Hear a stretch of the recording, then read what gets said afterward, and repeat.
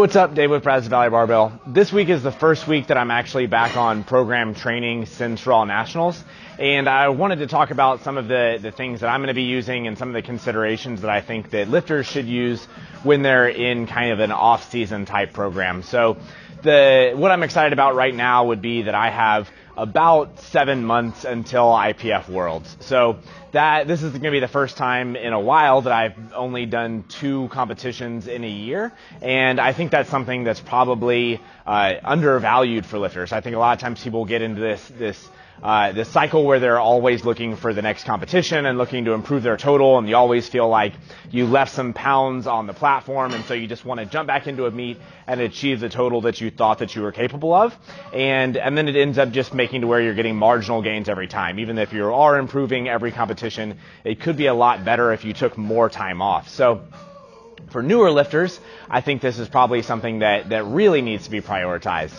where you need to be spending a whole lot more time building muscle and maximizing the hypertrophic kind of gains rather than just really executing, 1-rep maxes and the heavy loads. Long-term building muscle is going to be something that is a whole lot more important.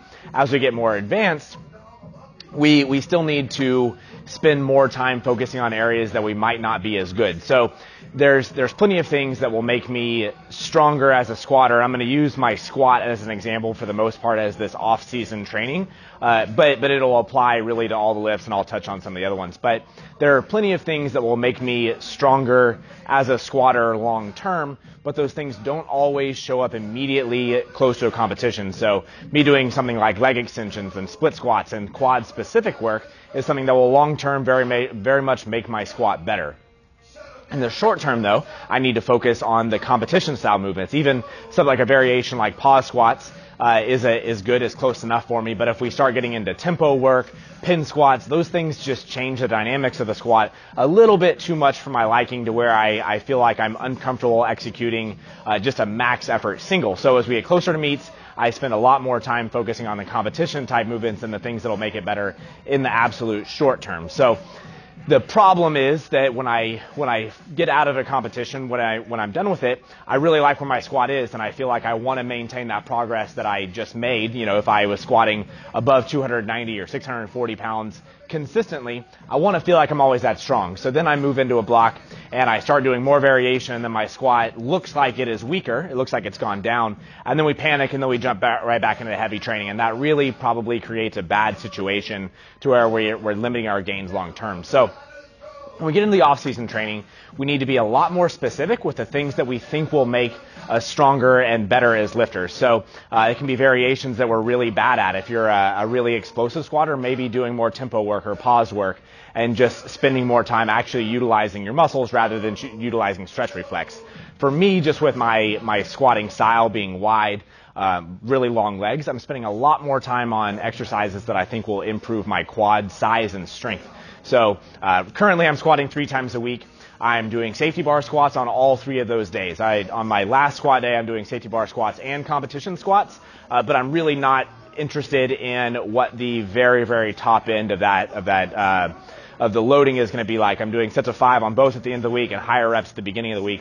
I'm also doing leg extensions every day, and then a variety of different quad type movements like split squats. I'm still doing belt squats, but I do that one so frequently anyway that I want to include more variation. So I'm including a lot of exercises that I'm bad at and that I don't do frequently. And I'm also touching on a lot of different factors that I don't utilize all the time in order to get the most out of my hypertrophy. So in this case, things like metabolic stress, time under tension, those are big things that I don't utilize a lot of during normal training that I will utilize a lot of during this off-season kind of training. And I have a lot of time to carry out those variations. So the problem, we can use the same example of competing 3 or 4 times in a year.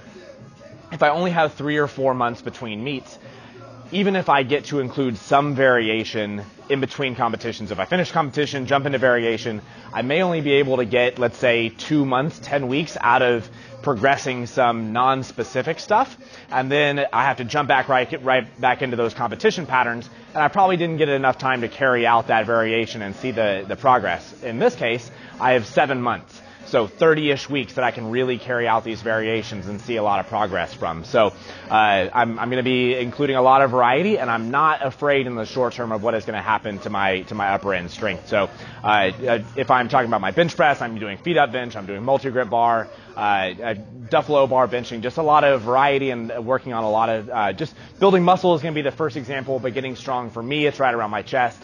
So spending a lot of time doing those exercises that I'm bad at.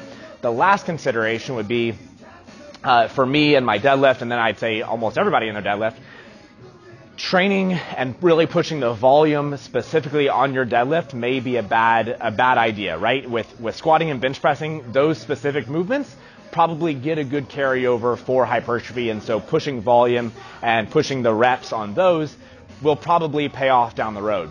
If we push a lot of reps on deadlifts, whether you're conventional or sumo, there's probably not a whole lot of value in pushing either one of those. For sumo, there's just not enough range of motion for me to be able to be building a whole lot of muscle. For conventional, it tends to just beat people up too much. We become too sore, and then we can't squat as much.